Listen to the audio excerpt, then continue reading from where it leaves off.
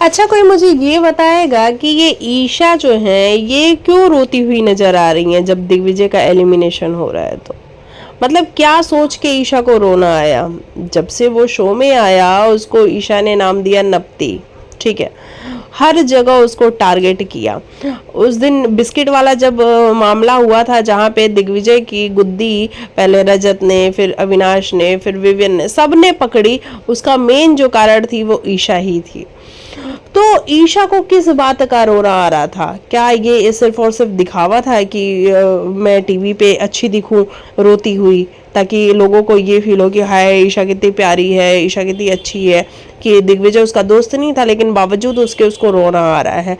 ये सिर्फ और सिर्फ दिखावे के लिए रोना आ रहा है? क्योंकि मैंने तो कभी ईशा और दिग्विजय की बहुत अच्छी अंडरस्टैंडिंग नहीं देखी।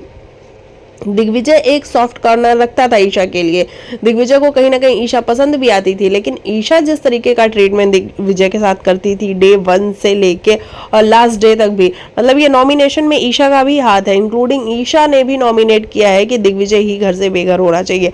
उसको भी यामिनी, ईडन, कशिश, किसी से प्रॉब्लम नहीं है, उसको भी दिग्विजय से ही प्रॉब्लम है। तो जब भैया तुम नॉमिनेट भी कर रहे हो अपने गैंग के साथ मिल करके, तो फिर रोना किस बात का आ रहा है? मुझे ये रोने वाली क्लिप बिल्कुल समझ में नहीं आई। शिल्पा जी का रोना समझ में आता है, कहीं ना कहीं मुझे श्रुतिका का रोना समझ में आता है, नहीं श्रुतिका का भी नहीं समझ में आता है एक्चुअली, और श्रुतिका शायद रो भी नहीं रही है। चुम का रोना मुझे समझ में आता है, लेकिन ये ईशा किस बात का दिखावा कर रही है? ये सिर्फ और सिर्फ क्या एक दिखावा है जो ईशा प्रिटेंड कर रही है कि देखो मुझे बहुत बुरा फील हो रहा है दिग्विजय के लिए? मतलब मेकर्स ने तो बहुत बुरा किया ही, साथ ही साथ घर वालों ने भी दिग्विजय के साथ बुरा ही किया है, क्योंकि घर वालों को भी तो मेकर्स की फीडबैक मिलती ही रहती है। जिस तरीके से बिग बॉस ट्रीट करते हैं उसी तरीके से घर वाले भी उस इंसान को ट्रीट करते हैं। तो जब बिग बॉस ने उसका मजाक उड़ाना शुरू किया तो घर वाले क्यों पीछे रहने वाले हैं भाई? घर वाले भी मजाक उड़ाएंगे ही उड़ाएंगे।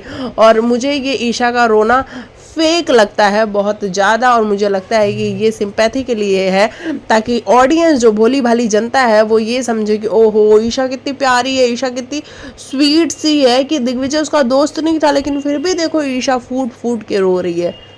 बाकी आप लेकिन आपको क्या है कहना?